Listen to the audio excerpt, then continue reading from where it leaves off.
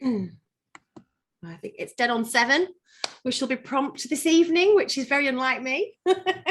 I'm Amanda Joy. It's lovely to have you all here this evening. Thank you for giving up your evening to come along and listen to me chat about the menopause and perimenopause. So, as we were talking really briefly just before the call, we were saying how menopause symptoms can be very debilitating. I'm 45 this year, and recently I realised that I was actually experiencing signs and symptoms of perimenopause.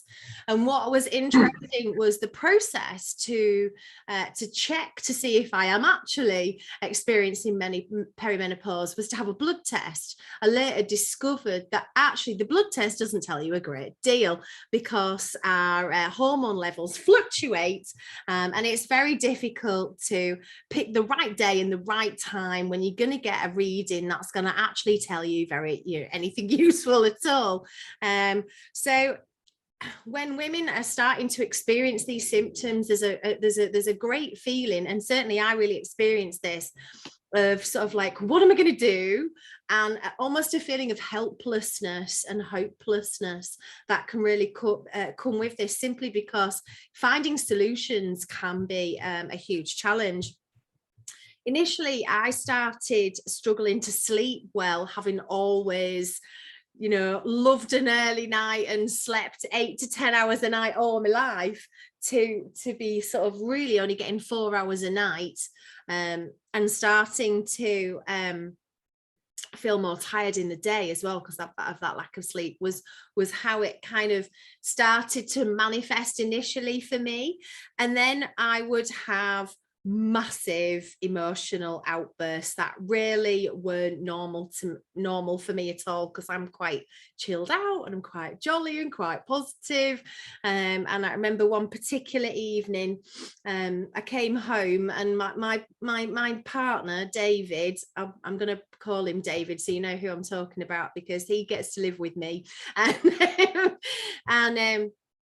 he hadn't done the washing up. How very dare he? Because it was just, we had a very busy day and I came home from work tired, and he hadn't done the washing up, and immediately I felt like quite a high level of frustration at this. Something like that would just normally just be like, whatever, I wouldn't even notice.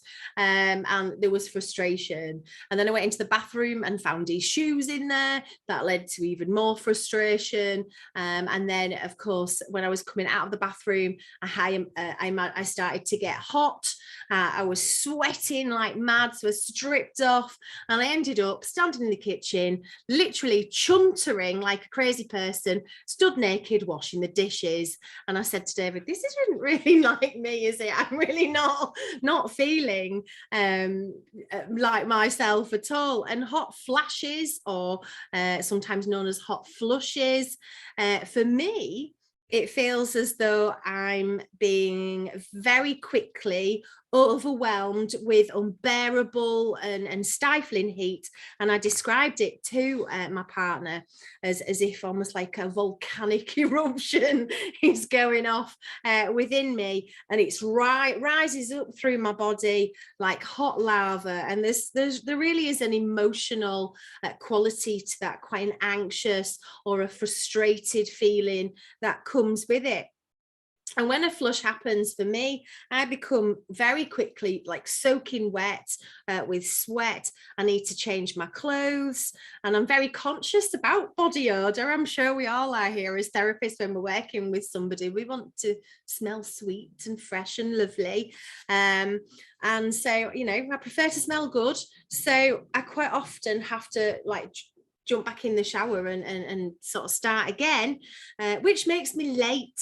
And it makes me feel even more anxious. And this is just my experience. I know many women who are going through this.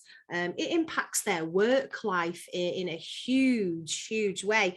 In fact, I think just 2 days ago, now, I haven't read this fully, but I kind of half read that the government are now going to be running a pilot scheme that's going to support women better who are going through this while they're still working. But for many women, the flashes happen, and there's a feeling of everyone is looking at me, wondering who that bonkers woman who's suddenly turned a bright shade of red, wondering what's going on over there. And sweating is something that is not actually very sociably acceptable. And not really for women. We're not meant to get sweaty. We're supposed to be perspiration free and dry all the time. You certainly don't want colleagues and friends and people noticing. Culturally, it isn't just the hot flashes either. Women who are heading into this kind of phase in their life, they feel kind of dried up, a bit past it, old, forgetful. Sleep is a big issue for many, and self-confidence gets hit.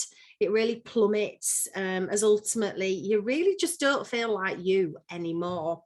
So for me, entering into this time in my life also coincides with a new sexual partner, with meeting David, and for many of my friends and colleagues, it's a time when children are leaving home.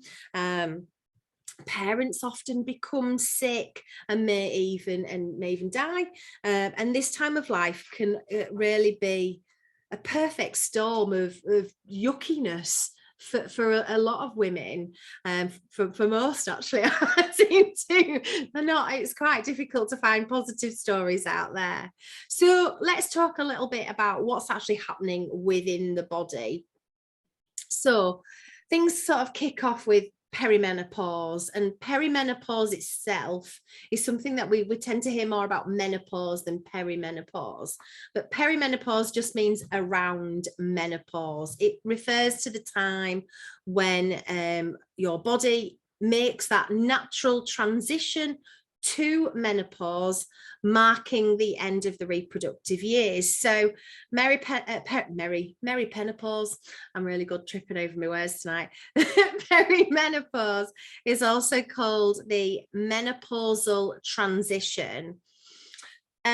What happens is the levels of estrogen and progesterone, and those are like the main female hormones in the body, they start to rise and fall unevenly. And women find that their menstrual cycles lengthen or shorten, and they may even begin having menstrual cycles where their ovaries don't release an egg, so they're not ovulating. They may also experience other menopause-like symptoms such as hot flashes and sleep problems, and also things like vaginal dryness. As we go through that period of perimenopause, our body's production of estrogen and progesterone rises and falls. However, many of the changes that I'm going to talk about this evening, and many of the changes that we see in our clients, the changes that our clients are going to be experiencing during that perimenopause period, are a result of a decrease in estrogen. So there is a reduction of the hormone estrogen. So like what does that mean? What's estrogen do, and what does that mean, and what might we see happening as a result of that drop off in estrogen? So estrogens are a group of hormones that play an important role in the normal and sexual and reproductive development in women. They're also the sex hormones.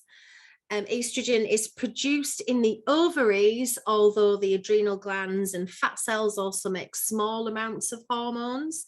And then in addition to regulating the menstrual cycle, estrogen affects the reproductive tract and urinary tract.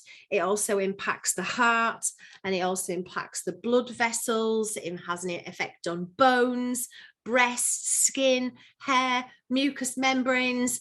It also has an impact on the pelvic muscles and the brain as well. So estrogen levels start to fall during that perimenopause, the period of time when hormones start to change and symptoms start to occur around then. And this is the time before the menstrual period stops fully. So technically, we don't enter into menopause until we haven't had any menstrual bleeding for a full 12 months. So some women might go for about 6 or 8 months or even 9 months with no menstrual bleed at all. And then they'll have a bleed and okay, so they've not hit menopause yet. They're still in that perimenopause time frame. So once you've had that 12-month period of time, you're menopausal for a day and then you're postmenopausal. So that's quite an interesting idea, because we talk about menopause, but actually it's perimenopause where we're kind of like dealing, or postmenopause where we're dealing with most of the symptoms. And symptoms of low estrogen can include hot flashes, flushes, and night sweats. The blood rushes to the skin, to the surface of the skin. You'll feel hot. Your face may look hot. Lower estrogen impacts the brain. It interacts with the part of the brain that affects body temperature.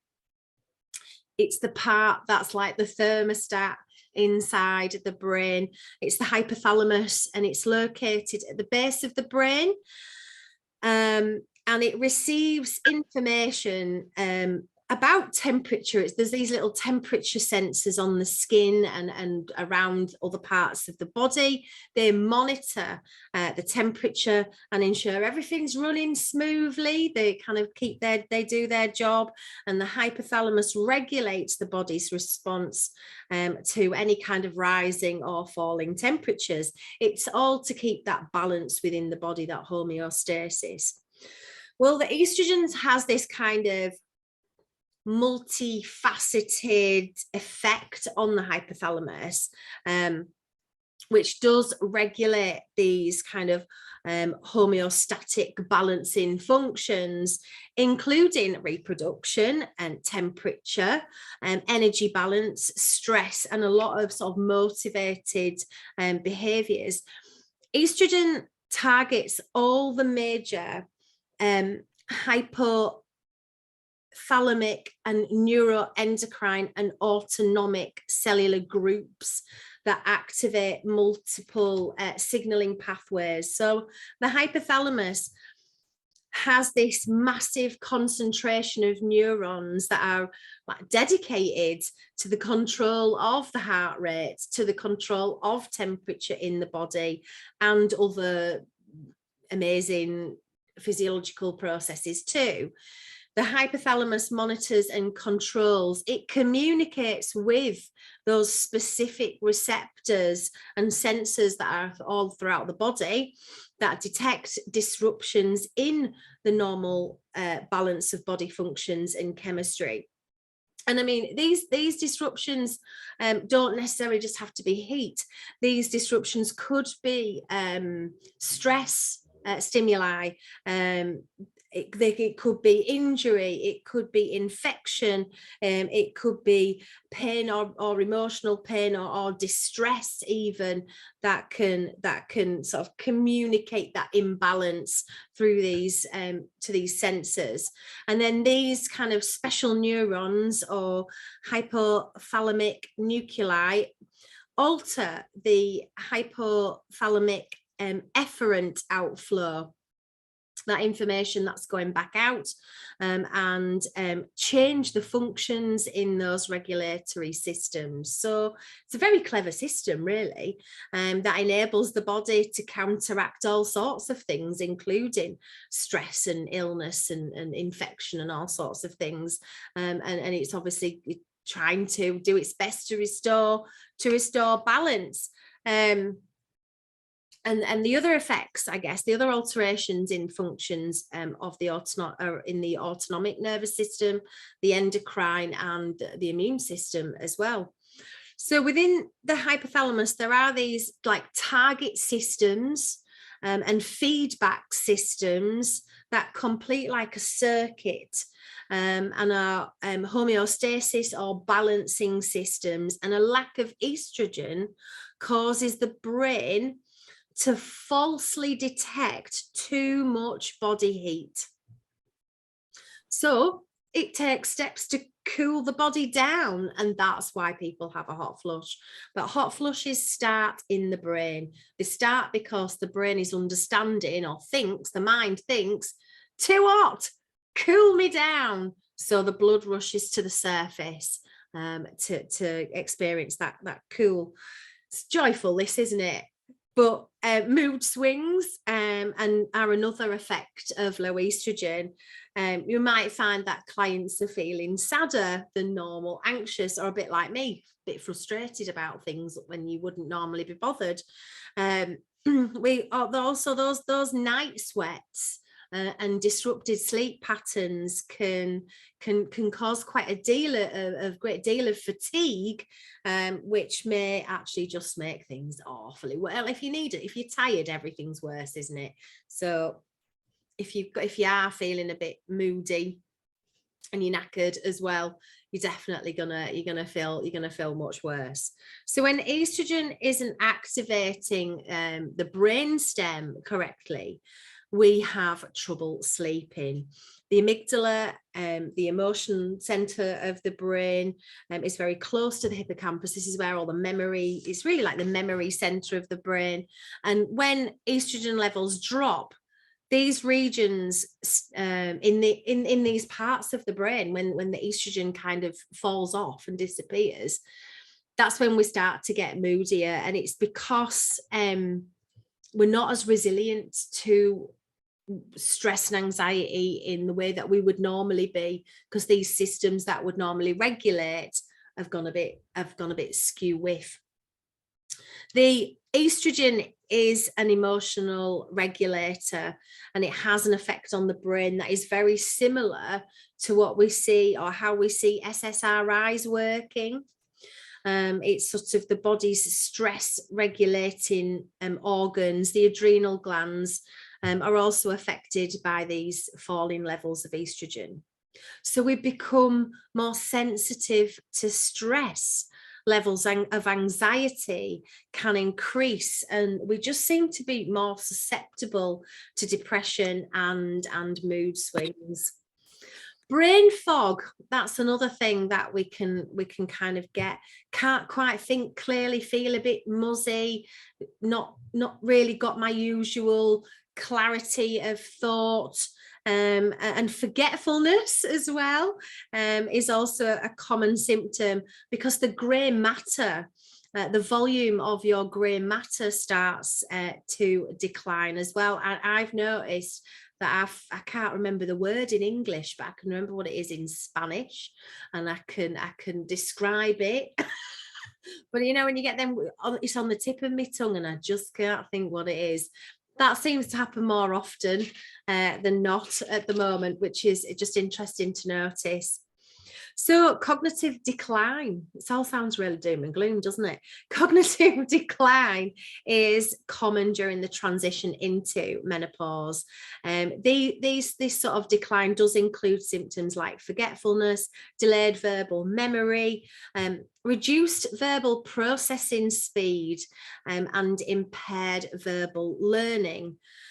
Earlier research shows that memory-related complaints are predicted by age, also how many hot flashes you're having, depression, feelings of stress, and a perceived level of health as well. So if your perception about how healthy you are is not accurate for whatever reason, you're gonna feel the effects of this a lot more. The good news is, thank goodness, we've got some good news. The good news is that these changes in verbal memory and learning, as well as processing speed, do seem to return to normal postmenopausally. Thank goodness, because I'm continually forgetting the word for things, and sometimes I'm tripping over my words and getting them back to front and upside down. Hopefully not too much in today's presentation. But at present, it is thought that the hippocampus and parahippocampus and multiple regions of the prefrontal cortex of the brain are involved in the origin of cognitive decline.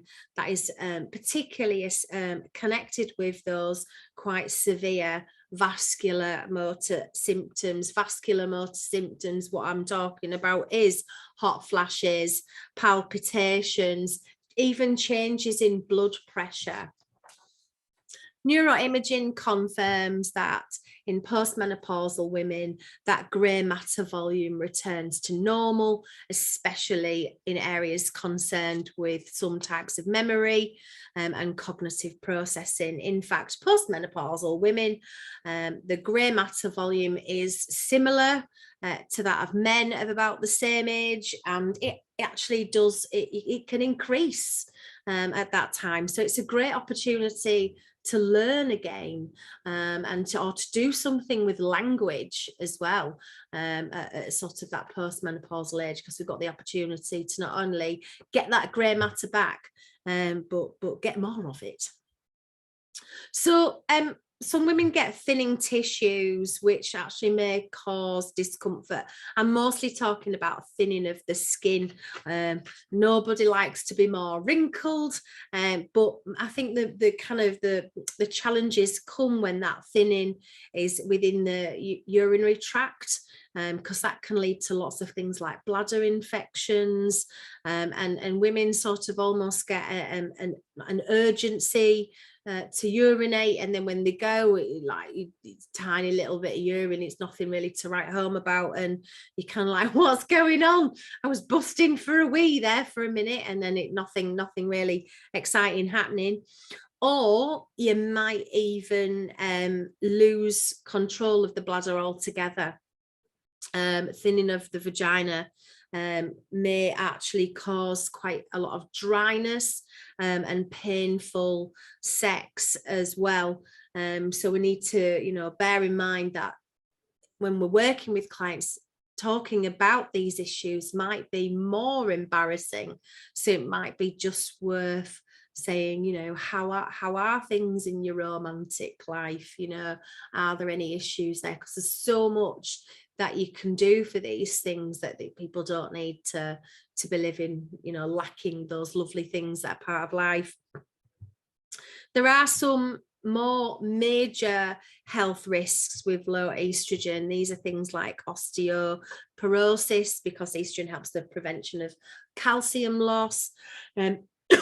Women who drink a lot and women who smoke a lot, women who are not very active, they're not putting weight through their body on a regular basis, sitting around a lot in quite sedentary kind of jobs, they're at increased risk. So any opportunity when you're working with clients to get them motivated to move, to help them with weight management, to get them drinking less or not at all, and certainly things like smoking cessation, it kind of goes without saying, but those sorts of risky behaviours do make things a whole lot worse. Heart disease is also something that plays a role. Estrogen seems to play a kind of protective role against disease too. It's believed that it maintains the level of HDL, which is the good cholesterol in the blood. So taking care of your heart is also really important. The average age at which menopause happens is in the early 50s. So for some women, the unpleasant symptoms disappear with time, but others may carry on experiencing difficulties for many years. So why does menopause make women so emotional? Well, if all that list of symptoms isn't going to get you emotional just thinking about it, as well as the sort of physiological impact of that lowering estrogen, meaning that we are more susceptible to those mood swings, depression, anxiety, etc. For many years, menopause has been ignored, not spoken about, or just kind of hidden away. We were talking before about this, so sort of like the women talk about it, but the men all leave the room. I'm really delighted that it's really not like that now. Things are really still changing, but I don't know that they're changing fast enough for me. In recent times, there have been some amazing, really good TV shows that have really highlighted the challenges of women experiencing or when they're reaching that kind of time in their life, that perimenopause, menopause. I really enjoyed the one with Davina McCall on Channel 4. I don't know if you've had a chance to watch it. Really good, lots of information, a real kind of awareness show. I think she did a couple, definitely worth watching, really well presented. It's been highlighted that women haven't wanted to talk about how they felt because they also saw menopause as the start of being, you're now an old lady. Now you're an old lady. You've passed your sell-by date. You're no longer capable of doing the things you once did. And I know that if you're coupling that with feeling like perhaps you don't know yourself anymore, and you are maybe not as good at things as you feel you normally are, it's a really challenging time. When it comes to treatment, the treatment choices that women were hearing about from the medical profession for many years didn't really help either. You could either take a hormone replacement therapy, which had considerable risks, might give you things like cancer, or you could just muddle through, and there seems to be very few effective alternatives. The massive shortage in hormone replacement therapy may have hit the headlines recently, but problems with the supply have actually existed for years. In 2015, guidance from the National Institute for Health and Care Excellence did encourage more GPs to prescribe HRT as first line treatment for patients under 60 years of age who experience those menopausal symptoms, particularly if you're getting things like joint pain, or if you have sort of mental health challenges, low mood, lots of anxiety, and if you are experiencing sexual difficulties, you're more likely to be able to get your hands on some HRT. The guidance suggested that GPs were overestimating the risks of HRT and underestimating the impact of menopausal symptoms on quality of life. So it was thought that, the benefits of having it outweighed the risk. Previous to that kind of guidance in 2015, there'd only been 2 bits of research done on HRT. One was done by the Women's Health Initiative in 2002, and one was called the Million Women Study in 2003. And these studies actually half the number of HRT that was being prescribed because they identified quite a number of long-term health risks, including breast cancer, strokes and blood clots. But because of the guidelines in 2015, because of that change in the guideline, and I think because of the conversation that we've been starting to have around menopause, I think that's kind of changed opinions, and they've kind of decided now that HRT is okay, it's very safe, and lots of people can have it again. The pharmaceutical journal reporting on analysis of NHS data say that the prescription of HRT medication has more than doubled in England over the past 5 years. So the latest figures from open prescribing show that nearly 538,000 prescriptions for HRT treatment were issued in December of 2021, compared with just 238,000 in January of 2017. So it definitely highlights that there's been a change, there's been a shift. But for me, it highlights the number of women that prior to this little change that's occurred, we're just muddling through without medication, without any support, and possibly without anyone to even really talk to about it. So I'm delighted that it's become more, I'm delighted that more people are talking, and you can see that.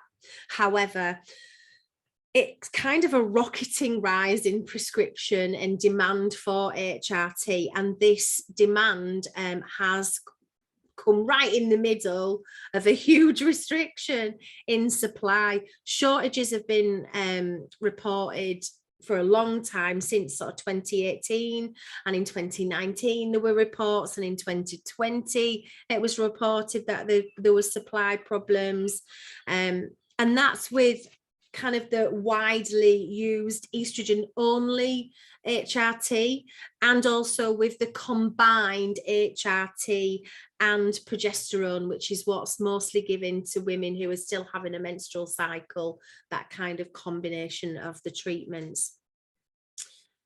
So much so that in April of this year, the health secretary at the time, lovely Mr. Javid, appointed Madeleine McTernan as an HRT czar. What a job title that is. What do you do? I'm a czar. I'm an HRT czar.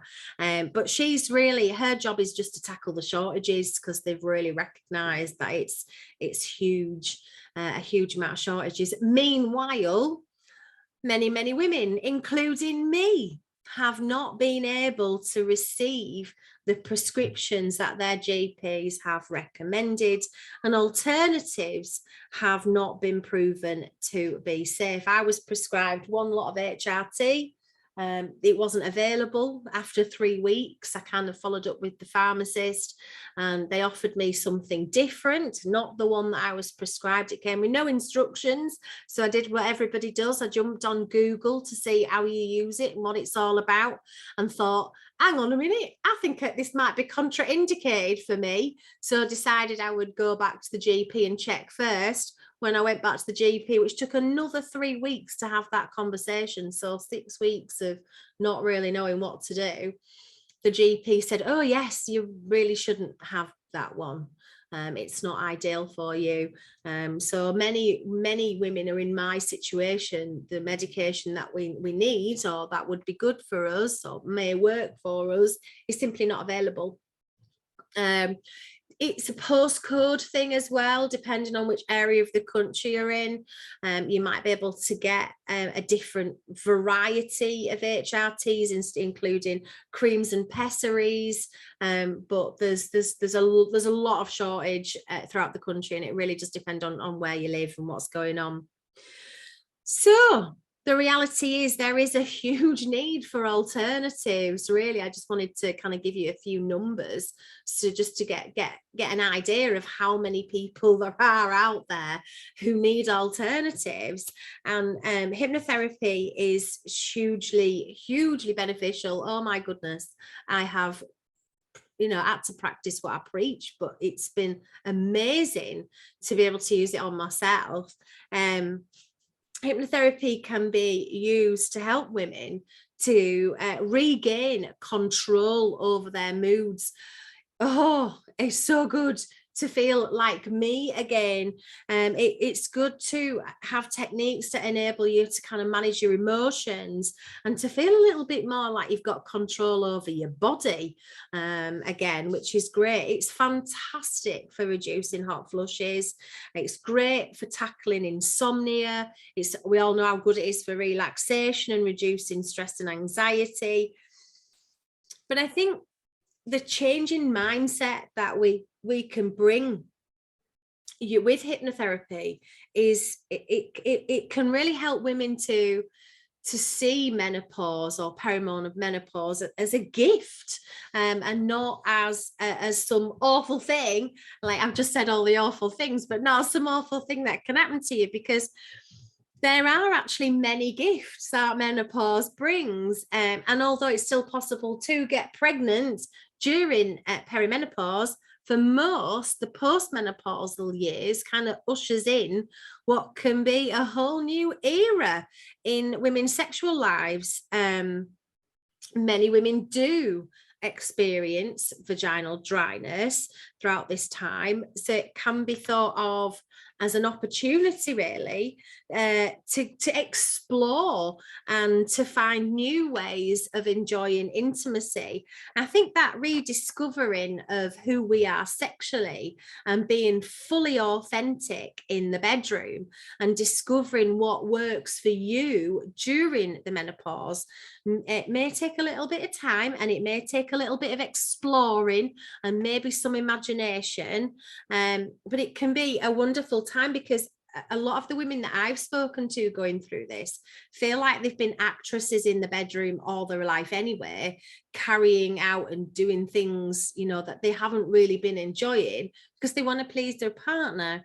And I think this is for many women come as a kind of almost like an awakening to like, actually I deserve pleasure. I want to be comfortable receiving pleasure, and I'm going to embrace that now that I'm in this time of my life, and I'm going to, you know, look at new ways of exploring who I am sexually, and trying out lots of new positions, giving lubricants and moisturizers a go, and regular sexual activity is great exercise. It's fantastic for the heart. It releases all of the right chemicals to help bring that homeostasis that's needed. It can help keep the tissues very healthy, because there's a lovely increase in blood flow to the vagina, and you know, making extra time for foreplay to strengthen the muscles you need to orgasm. Well, it's great for your blood flow, it's great for your circulation, but it's also good for your pelvic floor as well. So great for your kind of pelvic floor muscles, and sort of help women to really embrace an enjoyable sex life. There are a few things all women can experience in life, and menopause is actually, it could be one of them. It's a great excuse to recommend that your clients expand their friendship circle. Now, I know not for me, because I'm really blessed in that way, but I know for my mum, when we all left home, and that she was going through that transition, I remember, you know, saying to her, why don't you spend some time with your friends? And it was almost like, who are my friends? I've spent all my life working and being a mum. I only have one or two really good friends, and I meet so many women who are in that kind of time in their life who I don't think I've got very many friends.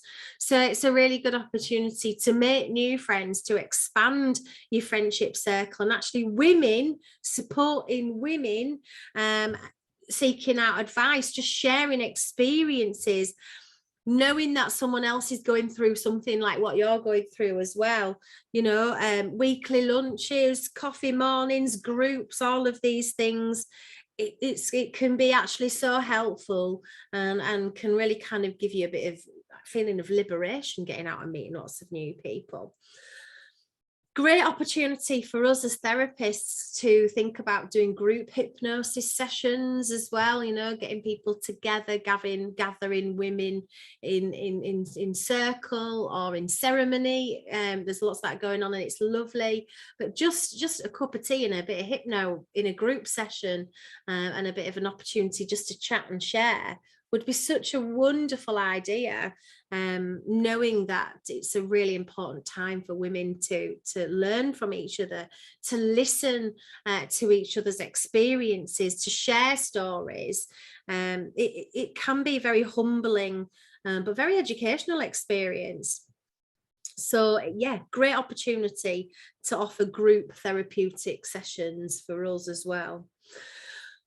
Lowered estrogen levels, you know, can lead to some serious self-introspection. It may be challenging at first, but it can also be hugely liberating. For many women, there are parts of themselves, or there are things that they've always wanted to do or evolve, and menopause can actually just be the perfect time to do this. Not just dream but about it, but actually, you know, do the things you've always wanted to do. Go on them holidays, have them learn to play a musical instrument, do the things that you've always wanted to do. Great opportunity to continue to develop, to grow and to engage in the things that perhaps you never had time to do before. So there was a little question before I go into hypnotic intervention. It would be interesting to notice how you set up a group event. I use social media for setting up group events. Groups tend to be really, if the name of your group is connected with the solution that you're providing, people tend to find you and will want to join the group. And when you've got a group of women together chatting and sharing information in that kind of Facebook group, you've got a warm audience there, so you can drop in lots of lovely snippets and then and make invitations to them to perhaps attend a Zoom call if you wanted to work online, or to attend a venue as well. I like a more informal gathering, cup of coffee down at the local coffee shop, and a WhatsApp group. There's lots of groups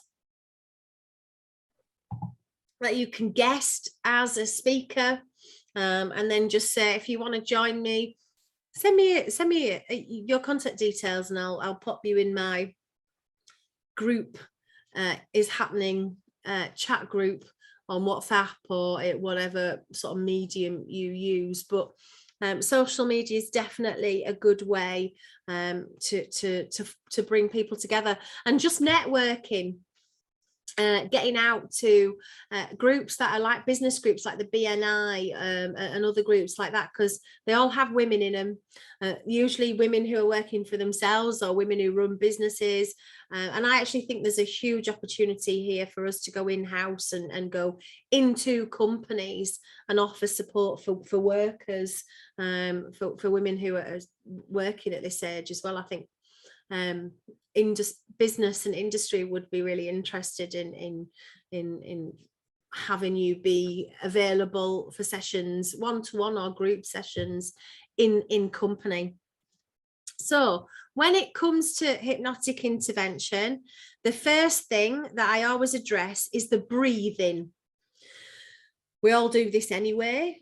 Usually we're looking at how our client is breathing. We're possibly breathing at a similar pace to them. We're looking to gain that rapport, but we're looking for the frequency, and we're looking to just check that it's not over 12 breaths a minute. If it's over 12 breaths a minute, that it's more of an anxious breath, and we want to get them to slow that down. In trance, we can do slowing down breathing exercises. We can incorporate metaphor that are about slowing down and slowing your breathing down, or becoming aware of the breath and slowing it down, and changing, noticing where you're breathing to. Is it quite a shallow breath? Is it quite a deep breath? And just doing some good old-fashioned entrainment stuff, just to get that breath like slower and deeper. So why start with the breathing? Well, because it's very effective at switching off the anxious feelings. When stress starts to build, it's also a very valuable way of switching off that stress response, and it can make an impending hot flush, or that could be making an impending hot flush much worse. Certainly for me, if I've got stressed out and then I have a hot flush, it's not a good hot flush. I found that when I use breathing techniques, I can even stop a hot flush coming on. So I thought I'd demo my breathing technique that I do. So begin, and you can feel free to join in, to make a tube with my tongue. Now, apparently not everyone can do this. But if you can't, then do your best to make a tube with your tongue. So if you give it a go, you get to have a little sense of how it would feel for them. So you make a little tube with your tongue, and you're going to breathe in through the tube, and then you're going to breathe out as if you're blowing out through a straw. And I do aim to get the exhale obviously longer than the inhale, so I can breathe out for twice as long as I'm breathing in. It does help. That's really the key to switching off that stress response. So if you have a little go.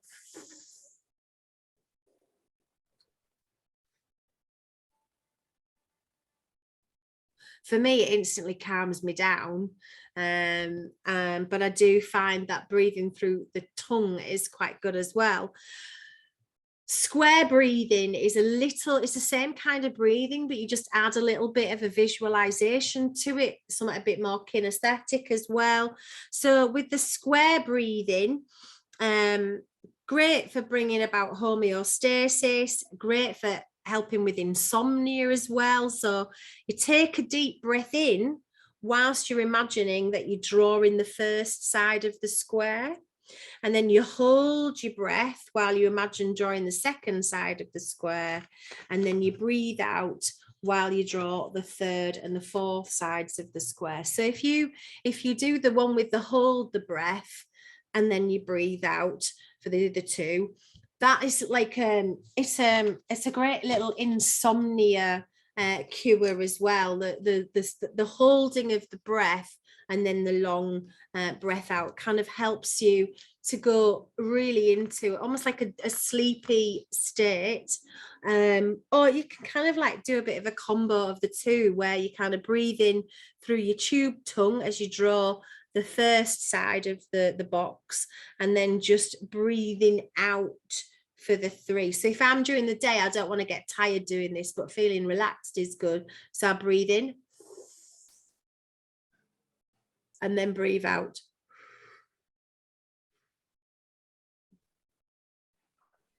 And you can get them drawing lights and whatever you want. It's a box, but you could add it in and create metaphor around that very easily.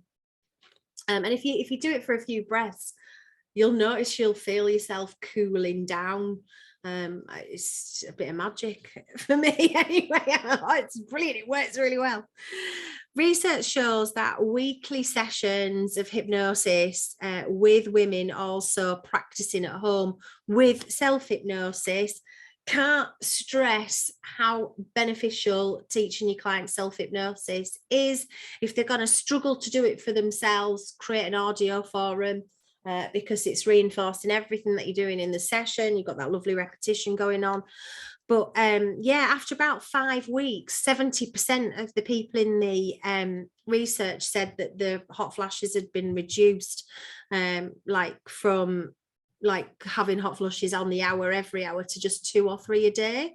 So and that research just kind of seem to be what I see with my client base as well. It doesn't get rid of the hot flush completely. It calms them down and it reduces the frequency massively, to just like 1 a day or 2 a day. You can kind of almost live with that, really. But the women who were taking part in the research actually reported loads of other benefits. And when they were asked for their SUD levels and the sort of scoring of the therapy, they were all giving 9s and 10s, which was like a really good result, like showing that, you know, they were benefiting in lots of other ways as well. So hypnotherapy for those hot flashes or hot flushes includes talking about imagery, being cool, lots of cold imagination stuff, talking about the refreshing qualities of an ice cold drink on a hot day, perhaps about the feeling of an ice cube in the mouth, imagining it being very cool. All over and over again, lots of repetition of that. It's lovely and cool, lots of ice cool, crystal clear, lovely, that kind of language. And this actually helps train the brain to regain control over that dodgy thermostat system, and it does help turn down. Really beneficial to install self-hypnosis. It's gonna enhance anything that anyone's doing for themselves, and the research shows the effect of hypnosis is greater the more often you do it. I'm able to get into like a state of trance. I'm able to get into that zone very quickly. It really helps me if I'm not feeling good. I can literally just go, oh, not feeling good, take myself away for a few minutes, just do some breathing and a bit of counting, take myself into hypnosis, imagine something that I know is going to be helpful for me, and the change is very rapid, and then I can kind of like go, okay, I'm all right now, let's get back on with life. Restful, restorative sleep is often a challenge during menopause. Stress and anxiety obviously makes this worse, in addition to the night sweats. Clients struggle to get off to sleep, or they get off to sleep okay, but they wake in the middle of the night, usually for a pee, and they can't get back off to sleep once they go back to bed. So it depends what kind of sort of sleep disturbance pattern they're experiencing as to what we might do. But we can certainly benefit people, women who are not sleeping well. And research by the Center of Disease Control in the United States has shown that a third of menopausal women sleep on an average of 7 hours a night or less, and nearly half wake up without feeling rested at least 4 of the days of a week out of 7. So the research also showed that 1 in 4 menopausal women found it difficult to fall asleep, and 1 in 3 had trouble staying asleep throughout the night. So we know that hypnotherapy has been shown to improve sleep quality and duration, and 43% of people who took part in a randomized controlled trial reported improved sleep, from having some hypnotherapeutic intervention compared to the 4% that were in the control group. So definitely helps to use hypnotherapy to help people sleep better, and particularly sort of menopausal women. So clinical hypnotherapy has been shown to be effective in reducing many of the symptoms of menopause, including hot flashes, brain fog, and fatigue. Randomized controlled trials of clinical hypnosis demonstrated the approach was significantly better than structured attention therapy approach with postmenopausal women who experienced frequent hot flashes. Hypnotherapy was more effective than acupuncture, it was more effective than herbal supplements, and it was more effective than yoga. And I know those things are brilliant. So if we're seeing, that hypnosis is more effective, let's get working. As conversations become more commonplace in the workforce, many hypnotherapists are being brought in to the workplace to work with women who are going through the change. And I think that's going to become, I really hope anyway, more commonplace. So I think now is a really good time to start creating packages for in-house, for in company, for in offices, for women, and also for putting together maybe community groups where you can offer group therapeutic intervention. You're going to get your one-to-ones come to you anyway, but I think it's a great way to advertise, and it's a great way to educate people about how effective hypnosis is, to offer that sort of group style of working as well. So question came in about how the number of sessions, and my answer is, how long is a piece of string? I think it really depends on the intensity and frequency of the hot flashes. I think it really depends on how the unique client that's standing in front of you, because if they've already got like pre-existing anxiety, pre-existing low resilience to stress, if they've had trauma in their childhood and they've got a small hippocampi as a result of that, so naturally they don't deal with stressful situations well, they're going to have that, they're going to have, the impact of this is going to be much bigger. So I think you need to really look at the individual client. Yes, we can put very wonderful, powerful, helpful, generic sessions together for all women that will include a little bit of everything, or that will have a process. You know, let's deal with the hot flushes, let's deal with the hot flushes and the mood swings, let's deal with the hot flushes, let's deal with the hot flushes and the night sweats and the sleeping patterns. You could put a really amazing program together that you could just keep running. But yeah, I think when it comes to one-to-one, I think you just need to see what's in front of you and really listen to what their needs are, and monitor it well. Make sure you get your sud levels, have some smart objectives in place so you can really monitor the impact of the therapy that you're delivering. And you know, if you need to offer, what I've found with hot flushes is one session will reduce it, 2 sessions will really keep it down, and they do some sort of come back up occasionally. We'll just have a little top-up session, but you create an audio, teach them some self-hypnosis. You're empowering them to be able to manage it themselves. So a couple of sessions, I would say, for hot flashes. Hope that answers your question.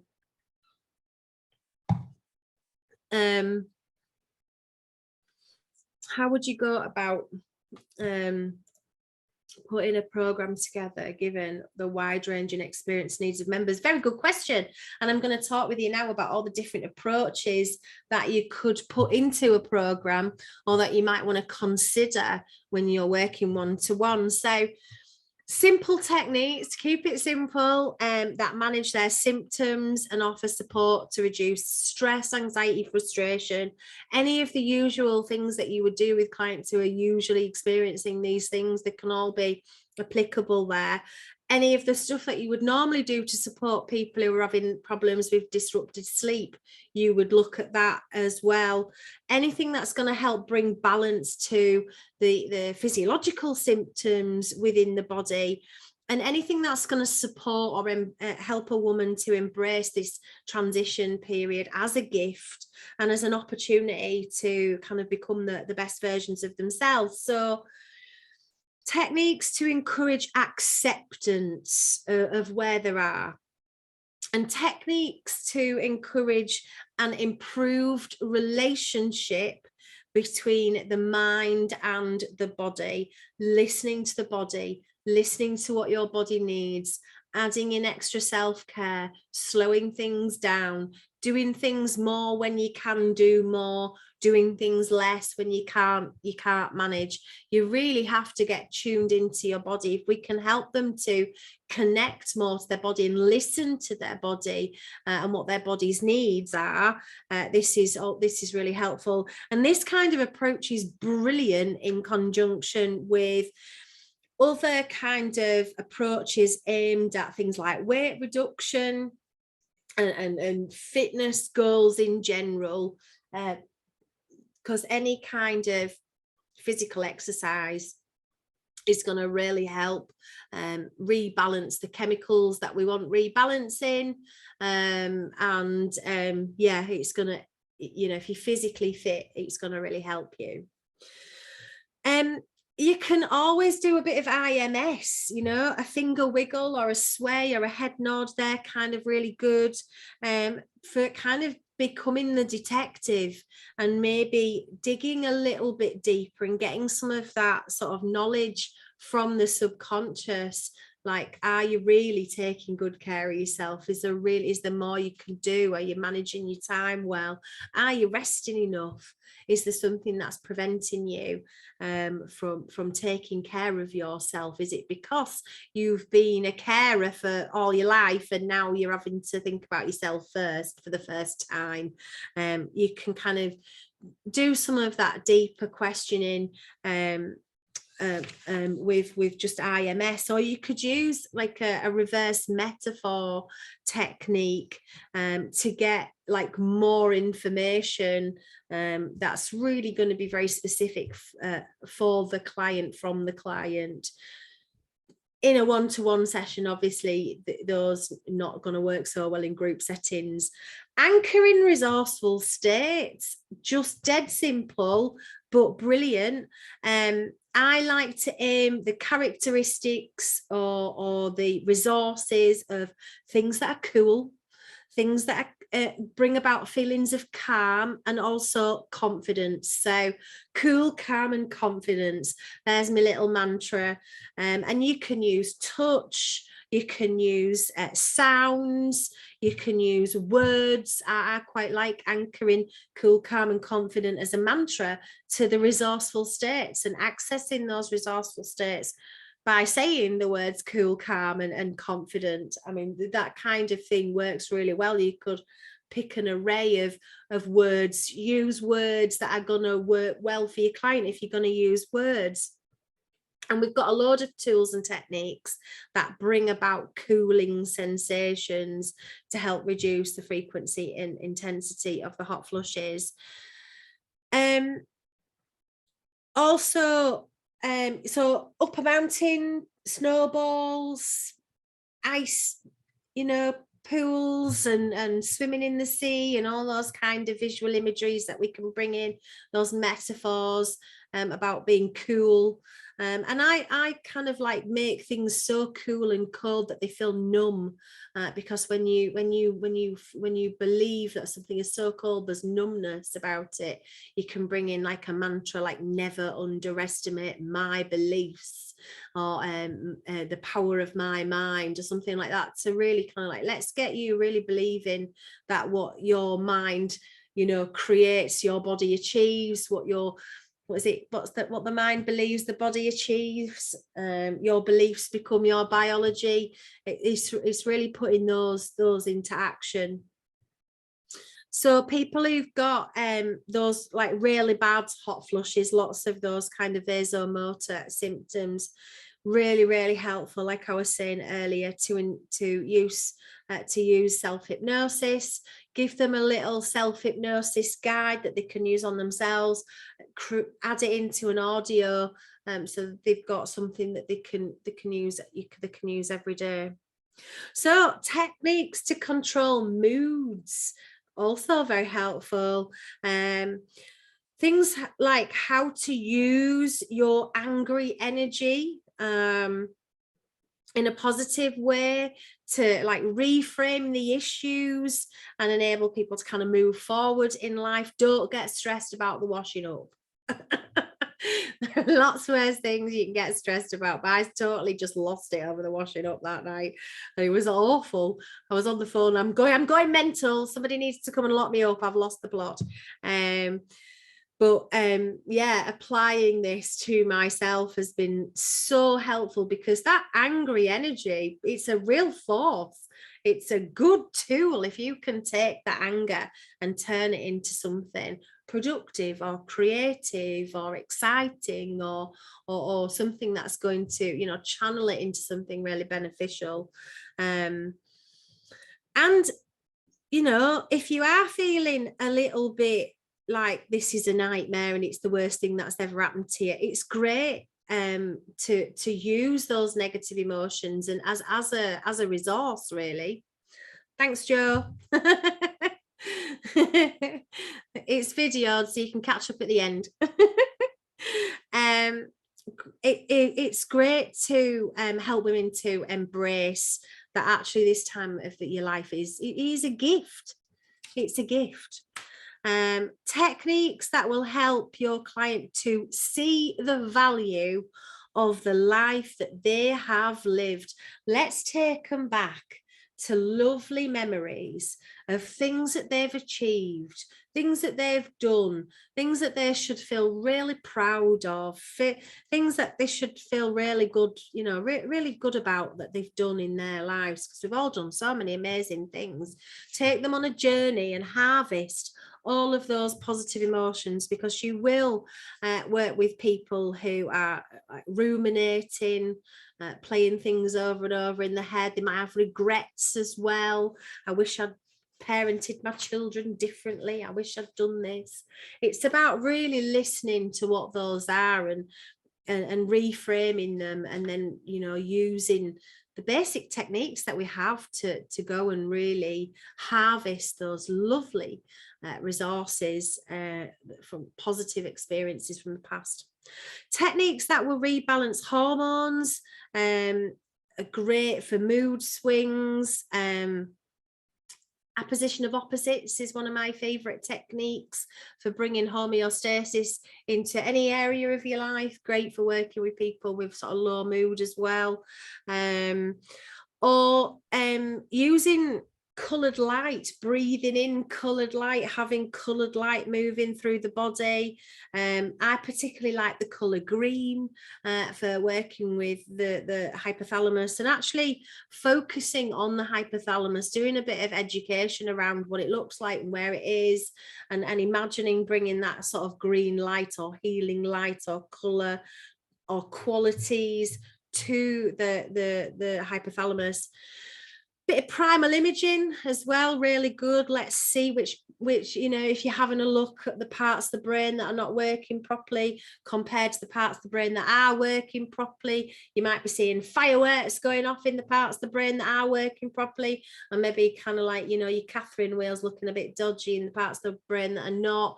Let's use some use the good parts as a blueprint for the parts that are not functioning so well.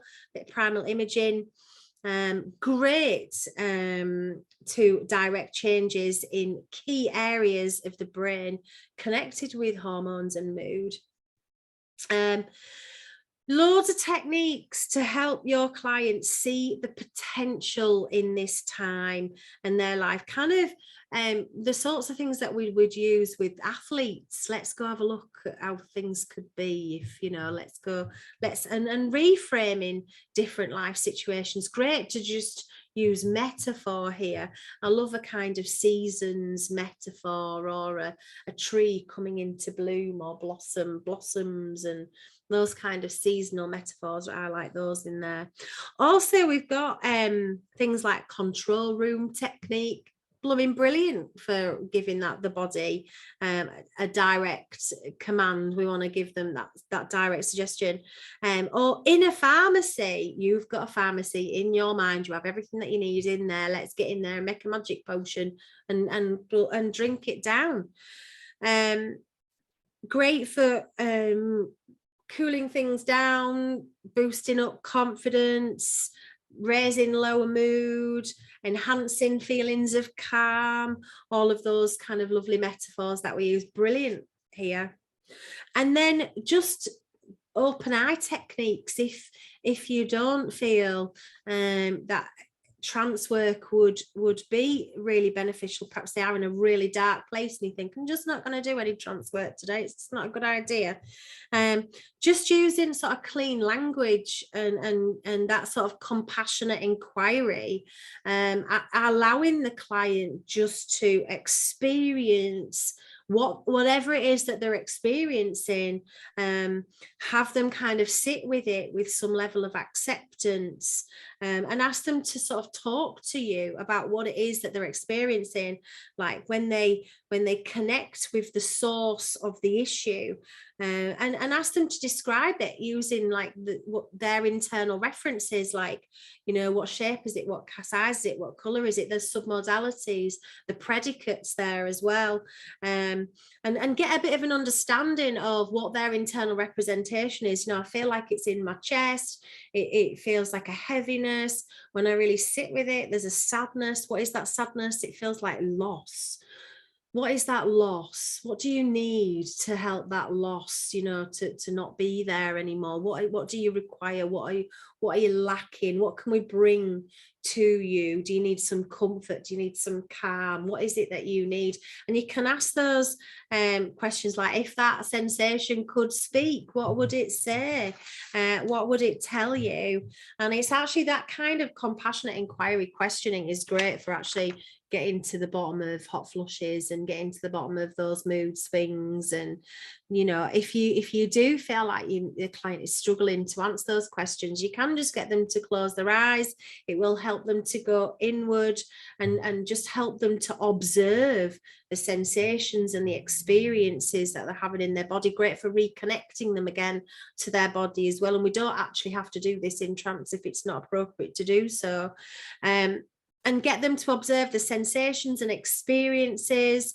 Suggestion as you go that they notice what's happening within their body as they observe and describe what they are discovering. And they might just say, oh, I feel like this. And I'll say, just sit with that for a moment then, and just, you know, just examine it. You know, you're like disassociated, really, kind of just examine it, be an observer of it. And as you observe it, just give it a little bit of space. Tell me what you're noticing. Tell me what you're experiencing. What is that? And we can just use a kind of submodalities kind of technique on it to sort of enable that part to speak, maybe. It is a bit like parts therapy with your eyes open, I suppose. And what do you need? Let's ask your body and listen and, you know, ask and answer.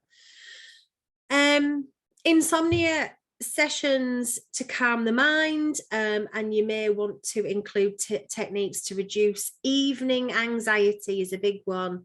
We're all busy all day, it's all good. Come to the evening, sit down, put the television on, put your feet up.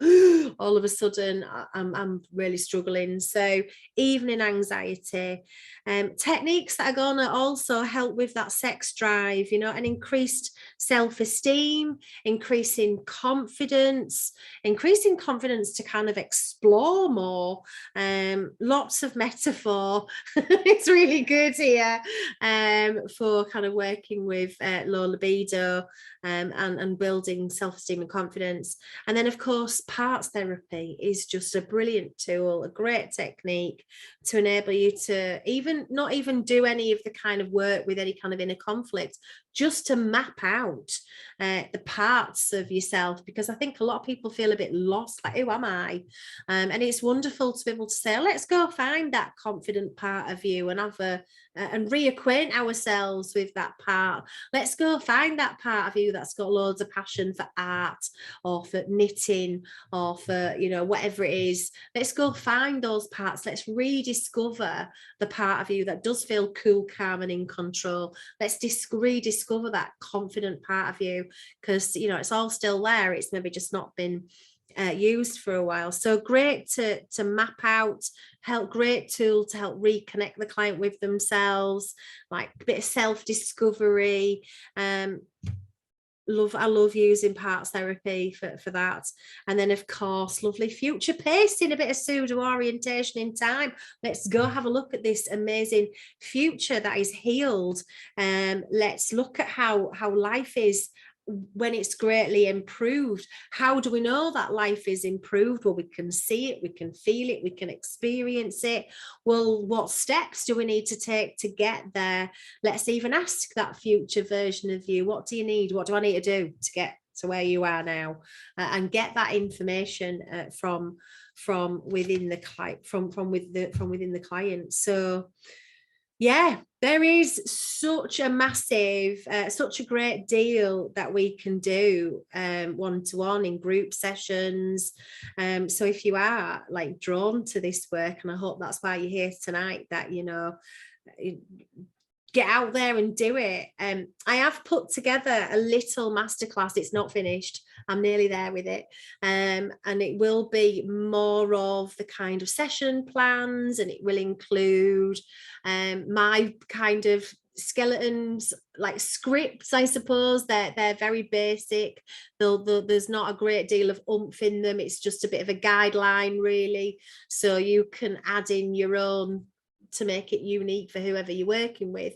But I have put together some session plans and some different scripts, and I will be putting that all on the website. It'll be on there by September, and it'll be in the e-learning section of the website if you want to have a look. My masterclasses are not very expensive, but it just gives you a little bit extra if you want something as a frame of reference. So it'll be there, a little script book, and some sort of session plan ideas for you if you want. Bit of a blatant plug there on the e-learning part of my website. I'm not apologising either for that, because it might actually be helpful for people to know that we do have that there, and you can have it. This will be, I will put this on the website as well, with all my notes that I've used to help me not forget what I wanted to say. And I'll also put all the references on there as well. So if you want to know where I've got all my info from, you can check out the research that I've kind of gathered bits for. I mean, there was so much more I could have put in terms of the research, but all of that will be on the references section, and it's just on the website, on the Northern College of Clinical Hypnotherapy website, on the kind of free lectures and podcasts part, and all the previous ones are on there too if you want to have a look at that. Please do.